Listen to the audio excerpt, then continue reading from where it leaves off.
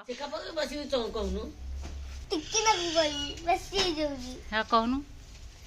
ହଉଛି ପାର୍ବତୀ ଯେତେବେଳେ ଗାଧଉଥିଲେ ହଁ ତାଙ୍କ ମଳିରେ ସେ ଗୋଟେ ମୂର୍ତ୍ତି ବନେଇଲେ। ହଁ ହଉଛି ତାକୁ ଜୀବନ ତା ମନେ ଦେଇକି ହୁଁ ଜଗେଇ ଦେଲେ। ହଁ ଗାଧେଇବାକୁ ଗଲେ ପୁଣି ସେ ଭାଇଲେ। ହୁଁ ହଉଛି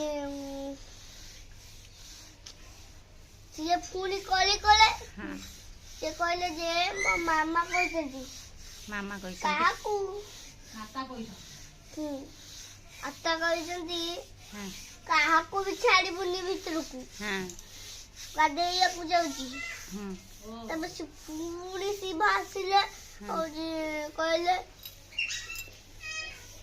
ପୁଣି ଗଣେଶ କହିଲେ ମାତା ହୁଁ ଓର ମତେ କହିଛନ୍ତି ଜଗତ ଘର। ହୁଁ ହଉଛି ତାପରେ ତାପରେ ଶୁଣୁ